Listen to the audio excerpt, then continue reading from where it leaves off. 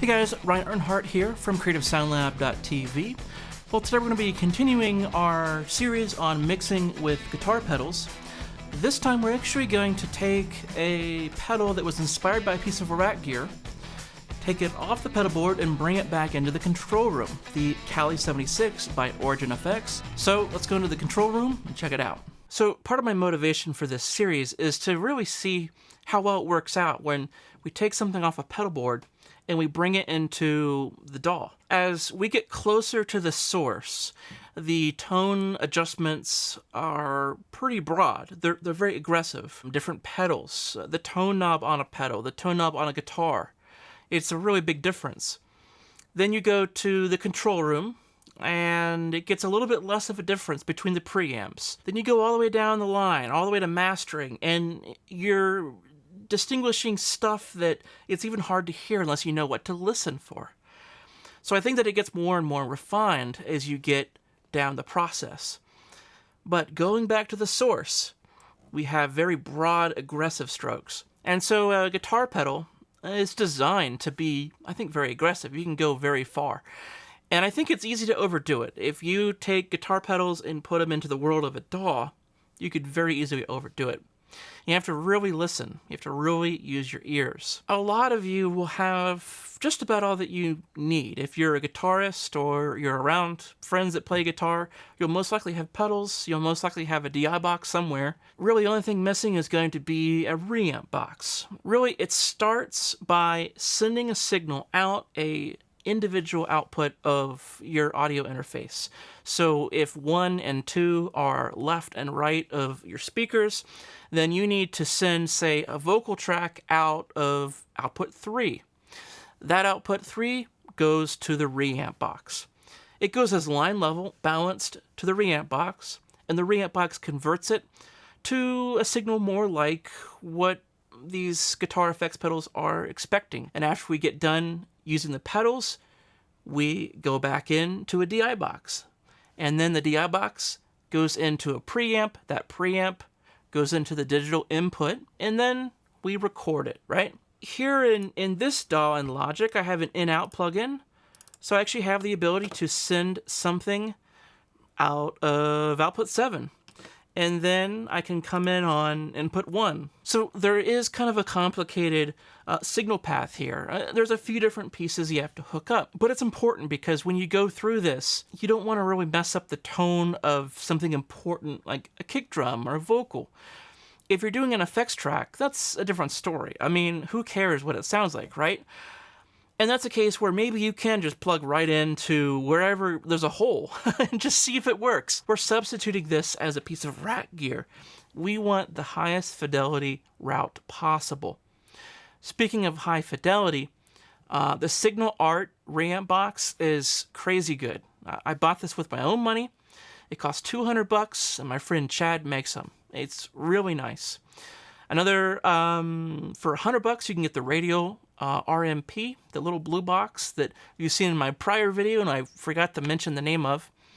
And then there's also the JCR, and that's made by my acquaintance John Cunaberti, and his model goes for $200 and currently in production by Radial. I think that with this pedal you have to be careful. You have to really use your ears, and I think this dry knob is going to be really key today. So let's play some tracks through a guitar pedal. Here we go.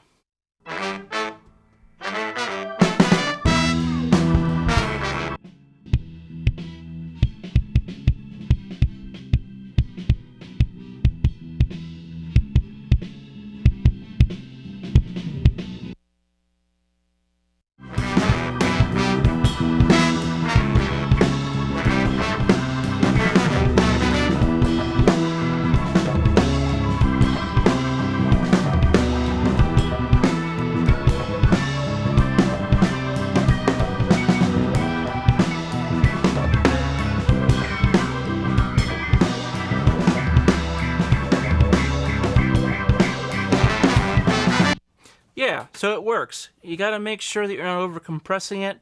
What I've found is that the higher ratios, this is true with any compressor, the higher ratios are going to make stuff sound small. Okay, it'll be controlled, it'll be more grabby, but it might sound small.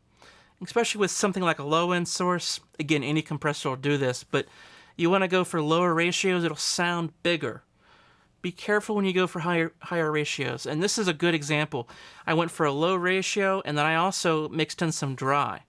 And by this, I was able to keep the kick nice and big, but then I was able to give it some consistency through the compressed sound, kind of mixed in there 50 to 50.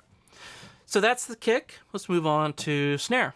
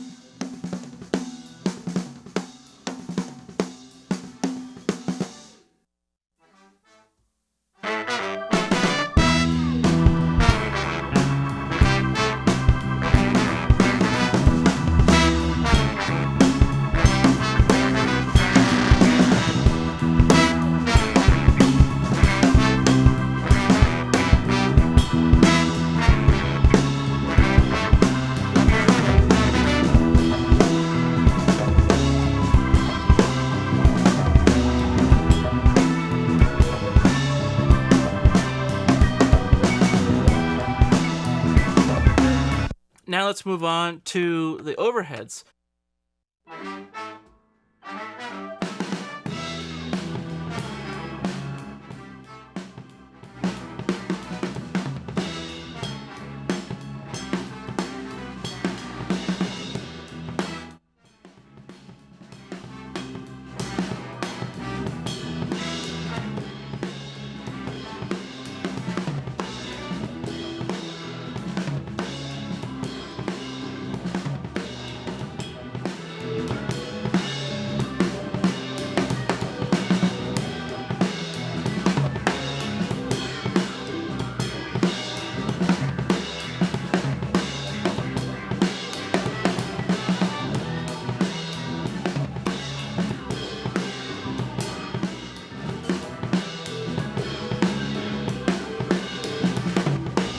I really like the dry-wet kind of configuration.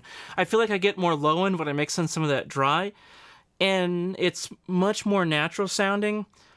But the compressed sound, you know, it's okay if you overdo it because you can just mix in more dry, and it actually sounds great. That's a great sound. I have a slow attack here to make sure that I get that that punch for the toms.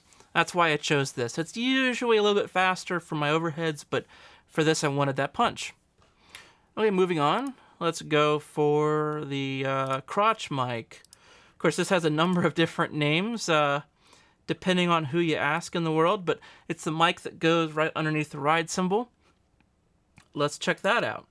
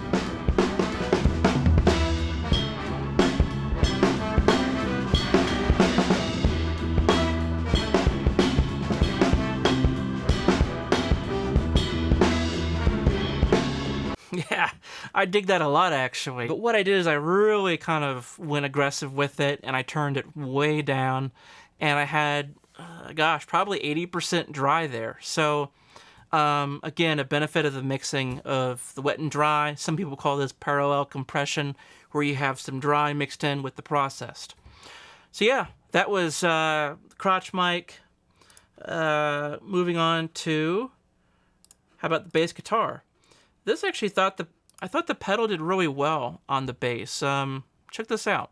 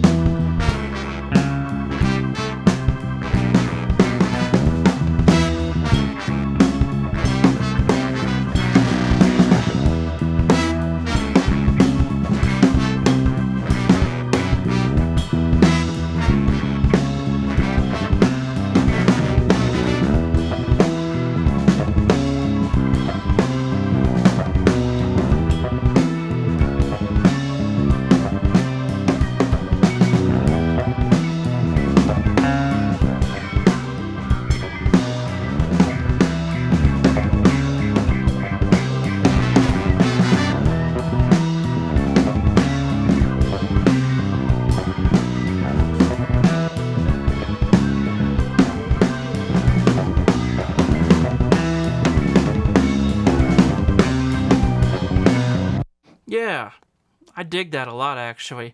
I don't know if it's completely killing the dynamic of the player, but that seems to work pretty well. Moving on to guitar, electric guitar.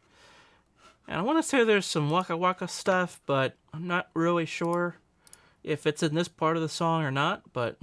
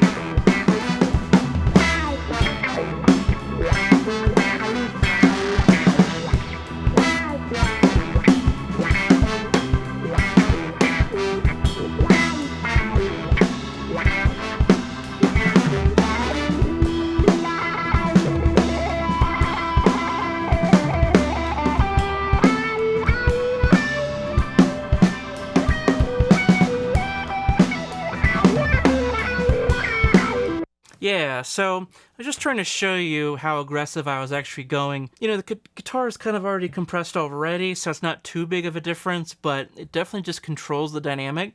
So the guitar sits right where we want it to in the mix. We don't have to have it too loud or too soft. We compress it, we can kind of duck it right back in the mix, and it'll stay right there. Let's move on to something else. How about some brass? Now, I've never really mixed brass with a pedal before, so this should be interesting.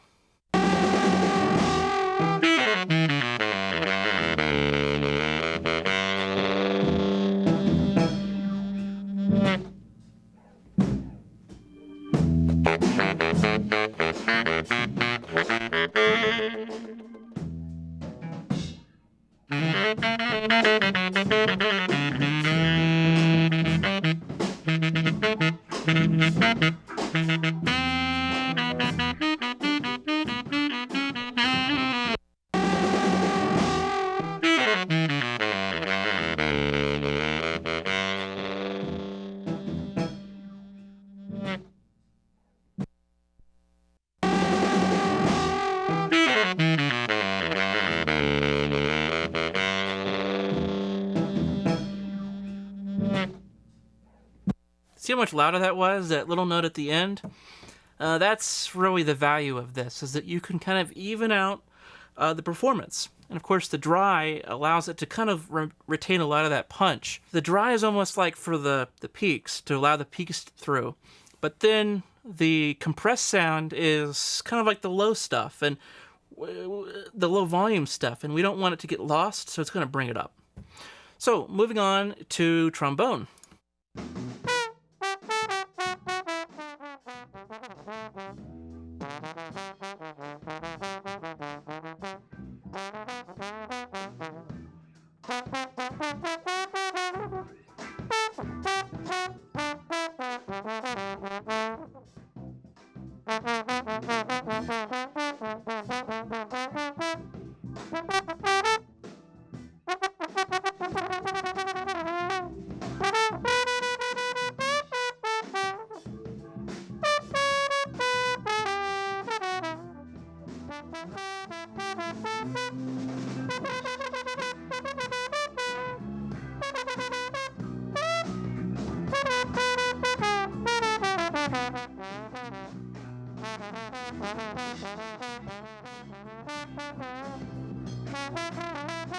You can really hear it getting almost squashed and small there.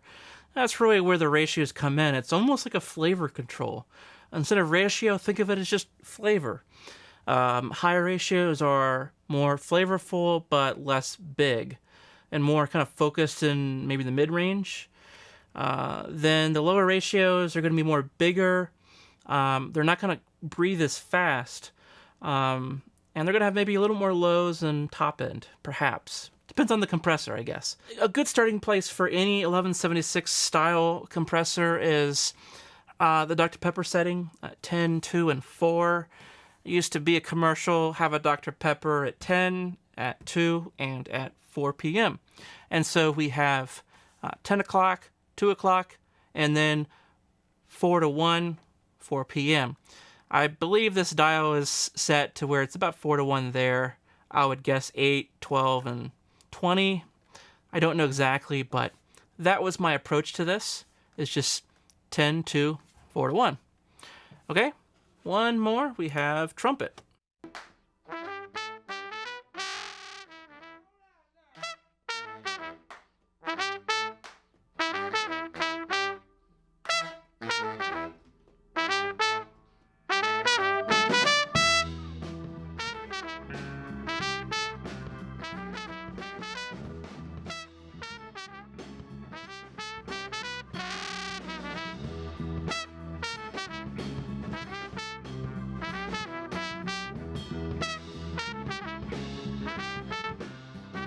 See, I actually like that. I like the little bit higher ratio because this really needs to get some control, and it gets more consistency to the sound, and it's going to sound fuller. When the brass play their sound, they will sound fuller because the trumpet's a little more consistent on the dynamics.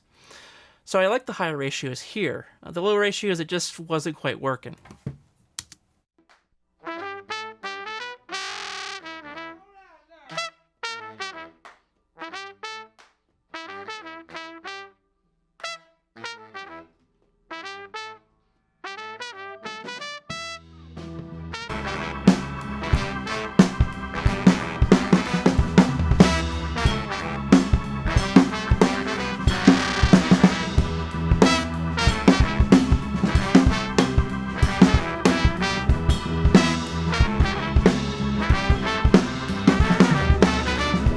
Yeah, that sounds good, you know? So you really have to take your time. When you're using pedals, you have to kind of rethink the process.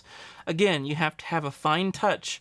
When you turn knobs, don't crank them. Turn them slowly. Again, this was just an experiment of like, can you bring something that was modeled after a piece of rat gear, the 1176, and bring it back into the control room and use it for mixing?